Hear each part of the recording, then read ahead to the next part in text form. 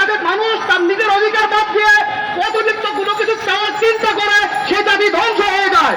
সুতরাং 3 মে উপলক্ষে বিক্ষোভ সমাবেশের ভিক্ষু সমাবেশের যে অধিকারের জন্য আমাদেরকে ডাকা হয়েছে, যদি আমাদের এই অধিকারের ক্ষেত্রে সরকার বা কোনো এনজিও যদি প্রতিবাদ করে বিরোধিতা করে, আমাদের মুরব্বীরা আমাদের যখনই যেই কাজের জন্য আহ্বান করে আমরা সেই কাজের জন্য সবাই কোনো ক্লাস থেকে বলে সবাই ইনশাআল্লাহ প্রয়োজন বোধ আমরা সবাই দিব, অর্থ দিব, আমাদের নিজের জীবন দিলে দিব ইনশাআল্লাহ।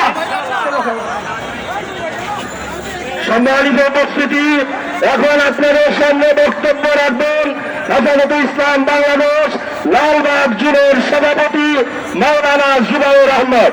মাওলানা জুবাউর আহমদ। আসসালামু আলাইকুম ওয়া রাহমাতুল্লাহ।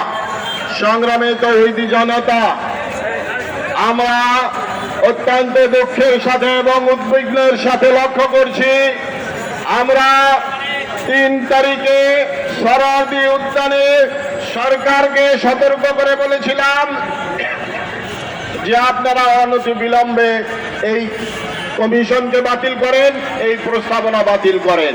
কিন্তু সরকার আমাদের কথায় মনে হয় কান দিচ্ছে না। তারা ভিতরে ভিতরে কি করছে সেটা আমরা জানছি না, এবং তারা কোনো বক্তব্য এ ব্যাপারে দেয় নাই। আপনারা যদি ভিতরে ভিতরে কোনো দুর্বিসন্ধি করেন আর এই ইসলাম বিরোধী ধর্ম বিরোধী প্রস্তাবনা বাস্তবায়ন করার চেষ্টা করেন, তাহলে আপনাদের পরিণতি ওই রকমই হবে যেমন 5ই আগস্ট হয়েছে।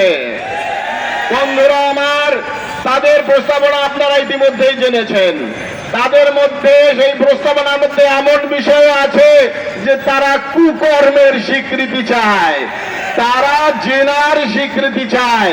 আচ্ছা বলেন, কোন কুকর্মের কি স্বীকৃতি দেওয়া যায়? জিনা কি কোনো ভালো কাজ? আল্লাহ বলেছেন যে তোমরা জিনার কাছেও যেও না, জিনা তো দূরের কথা। তো তারা বলে যে তাদের শরীর তাদের ইচ্ছা। আচ্ছা বলেন, কোন মহিলা যদি বলে যে আমার শরীর আমি কাপড় পরবো না, আমি কাপড় খুলে চলবো, এটা কি এই সংখ্যাগরিষ্ঠ মুসলমান দেশে মেনে নেওয়া যায়? কখনোই মেনে নেওয়া যায় না। অনতিবিলম্বে সময় থাকতে থাকতে হেফাজতে ইসলামের তথা প্রতিটা মুসলমানের দাবি মেনে নেন, নইলে আপনারা আপনাদের আখের ভেবে দেখুন আপনারা কোন পথে যাবেন, ভালো পথে যাবেন নাকি হাসিনার মধ্যে যাবেন। ওয়া আখির দাওয়ানা আলহামদুলিল্লাহ।